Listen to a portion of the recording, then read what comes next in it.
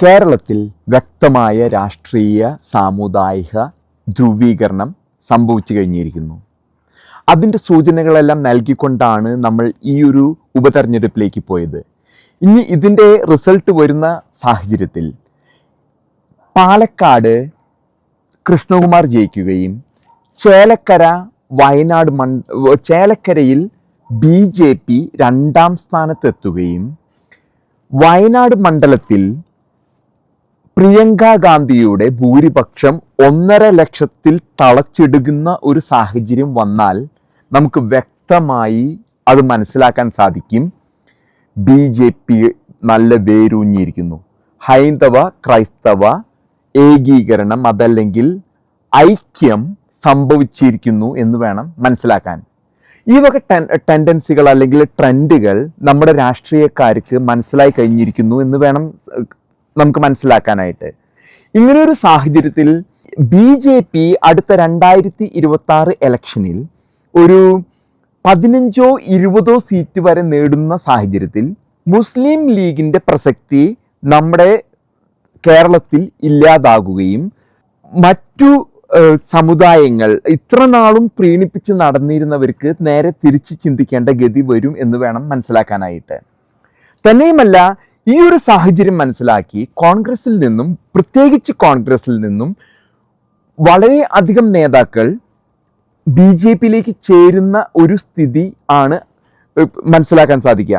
നമുക്കെല്ലാവർക്കും അറിയാവുന്നതുപോലെ ഒരു മനുഷ്യൻ്റെ തൊഴിൽ അതുപോലെ തന്നെ ഒരു രാഷ്ട്രീയക്കാരനെ പൊതുപ്രവർത്തകനെ സംബന്ധിച്ചിടത്തോളം അവൻ്റെ ജയപരാജയങ്ങളും സാധ്യതകളും അവനും വ്യക്തിപരമായി നോക്കിക്കൊണ്ടിരിക്കുന്നുണ്ട്. അങ്ങനെയുള്ളൊരു സാഹചര്യത്തിൽ വളരെയധികം കോൺഗ്രസ് നേതാക്കൾ, പ്രത്യേകിച്ച് നമ്മൾ കുറേ പേരുകൾ മുൻപെല്ലാം കേട്ടിട്ടുണ്ട്. കെ മുരളീധരൻ, എന്തിന് KPCC പ്രസിഡന്റായ K സുധാകരൻ പോലും, അതുമല്ലെങ്കിൽ ഇത് ഇത്തിരി കൂടുതലാണെങ്കിലും ശശി തരൂർ, പലരും ചർച്ച നടത്തിയ പേരുകൾ പലപ്പോഴായിട്ട് നമ്മൾ അവിടെ ഇവിടെയും കേട്ടിട്ടുണ്ട്. ഇടതുപക്ഷത്തു നിന്നും ഈ ചർച്ചകൾ നടക്കുന്നുണ്ട് എന്നാണ് EP ജയരാജൻ സംഭവം നമ്മളെ ഓർമ്മപ്പെടുത്തുന്നത്. അതും വളരെ ദേശീയ തലത്തിലാണ് നടക്കുന്നത്. അപ്പോൾ നമ്മൾ മനസ്സിലാക്കേണ്ടത് ഈ റിസൾട്ടും നോക്കി നിൽക്കുന്ന കുറച്ച് നേതാക്കളെ ഇടതും വലതും ഉണ്ട് BJPയിലേക്ക് ചാടാൻ. കാരണം അവർക്ക് മനസ്സിലായി ഈ കേരളത്തിൻ്റെ ഭൂരിപക്ഷം ആ ഒരു ഇതിന് ഇനി തടയാനായിട്ട് ആ ഒരു പ്രീണന നയത്തെ അവർ അംഗീകരിക്കാൻ തയ്യാറല്ല എന്ന് വേണം മനസ്സിലാക്കാൻ. തന്നെയല്ല, താഴെ തട്ടിൽ തഴയപ്പെട്ടു പോയ ചെറു അണികളുണ്ട്. അണി എന്ന് ഞാൻ ഉദ്ദേശിച്ചാൽ ഒരു കൗൺസിലർ സ്ഥാനത്തിന് വേണ്ടിയോ അതല്ലെങ്കിൽ പഞ്ചായത്ത് അങ്ങനെയുള്ള ഇതിൽ തദ്ദേശ സ്വയംഭരണ സ്ഥാപനങ്ങളിലേക്കുള്ള ഇലക്ഷനും 2025 വരാണ്.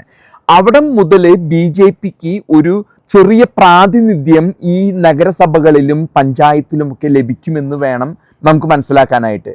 അപ്പോൾ പാലക്കാട് ഏതെങ്കിലും ഒരു സ്ഥലത്തിൽ ജയിക്കുക എന്നുള്ളൊരു സാഹചര്യം ഉണ്ടായാൽ അത് വലിയൊരു മുന്നേറ്റമായിരിക്കും BJPക്ക് നൽകാൻ പോകുന്നത്. തന്നെയുമല്ല, കേന്ദ്രത്തിൽ ഭരണത്തിലിരിക്കുന്ന സാഹചര്യത്തിൽ ഇത്തരത്തിൽ ഉള്ള ഒരു അധികാരം കേരളത്തിൽ ലഭിച്ചാൽ ഒരു പക്ഷേ നേരത്തെയൊക്കെ BJP പ്രസിഡന്റ് സുരേന്ദ്രൻ പറഞ്ഞ പോലെ ഭരണം പിടിച്ചെടുക്കും എന്ന് പറഞ്ഞ മാതിരി 15-ന് മേലെ പോയാൽ ഒരു പക്ഷേ അങ്ങനെയുള്ള സാഹചര്യത്തിലേക്കും പോയിക്കൂടായികയില്ല എന്ന് വേണം മനസ്സിലാക്കാനായിട്ട്. BJP ഫോക്കസ് ചെയ്യേണ്ടത് എങ്ങനെയാണ് അതൃപ്തരായ കോൺഗ്രസിൻ്റെ നേതാക്കൾ മാത്രമല്ല അണികൾ. കാരണം KC വേണുഗോപാൽ പോലെയുള്ള നേതാവിനെ ഒന്നും വെച്ച് നേരിടാൻ പറ്റില്ല. K സുധാകരൻ അങ്ങോട്ടോ ഇങ്ങോട്ടോ എന്ന രൂപത്തിലാണ്.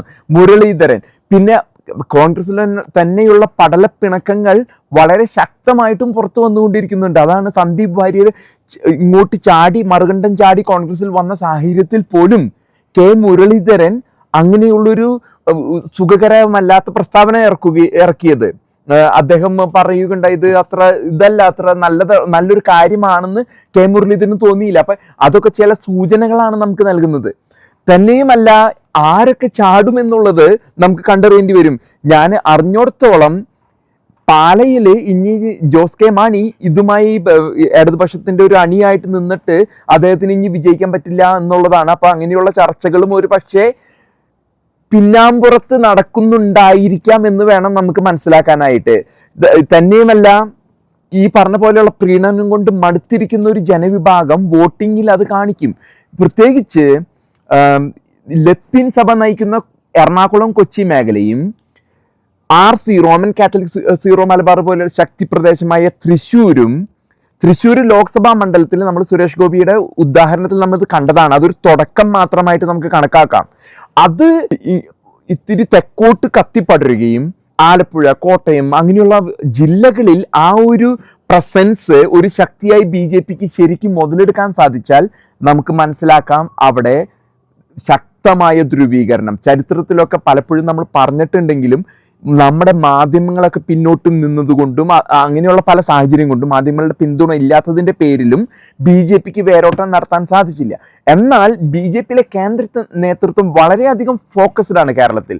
എന്നാൽ സംസ്ഥാന നേതൃത്വത്തിന് ആ ഒരു ലെവലിലേക്ക് ഇന്ന് വരെ വളരാൻ പറ്റില്ല എന്നുള്ളത് വളരെ നിരാശാജനകമാണ്. ഇപ്പൊ സന്ദീപ് വാര്യർ പോയത് കൊണ്ടൊന്നും ഒരു മാറ്റം ഇവിടെ ഉണ്ടാക്കാൻ പോകുന്നില്ല. എന്നാൽ BJPയെ ഒത്തൊരുമിച്ച് കൊണ്ടുപോയി നല്ല അണികളെ ഉണ്ടാക്കി സാമുദായിക നേതാക്കന്മാരുമായിട്ട് ചർച്ചകൾ നടത്തി NSSനെയും SNDPയെയും കണക്കിലെടുത്തു കഴിഞ്ഞാൽ വ്യക്തമായിട്ടും 2026 BJPക്ക് നല്ലൊരു അനുകൂല ഘടകം കേരളത്തിൽ ഉണ്ടാകും എന്ന് വേണം നമുക്ക് മനസ്സിലാക്കാനായിട്ട്. ഇപ്പൊ അതിനൊരു വേറൊരു എന്ന് പറഞ്ഞത് മധ്യ തിരുവിതാംകൂറിലും തെക്ക് ഭാഗത്തും NSSും നായർ സമുദായവും ക്രൈസ്തവരും തമ്മിലുള്ള ഒരു ഐക്യം ഓൾറെഡി നമ്മൾ നിലനിൽക്കുന്നതായിട്ട് നമുക്ക് പണ്ട് മുതലേ ഉള്ള അത് നൂറ്റാണ്ടുകളായിട്ട് അവിടെ നിലനിൽക്കുന്ന ഒരു ഐക്യമാണ്.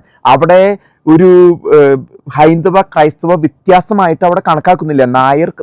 നായരും ക്രിസ്ത്യാനിയും തമ്മിലൊരു വ്യത്യാസം മധ്യ തിരുവിതാംകൂറിൽ അവർ വേറെയായിട്ട് കണക്കാക്കുന്നില്ല. ആ ഐക്യത്തിലേക്ക് ഈഴവ സമൂഹത്തേക്കൂടെയും കൊണ്ടുവന്ന് മറ്റ് എല്ലാവരെയും ഹൈന്ദവ ക്രൈസ്തവ കൂട്ടായ്മയിൽ കൊണ്ടുവരുന്ന ഒരു സാഹചര്യം ഉണ്ടായാൽ വ്യക്തമായിട്ടും കേരളത്തിലൊരു മാറ്റം സംഭവിക്കും.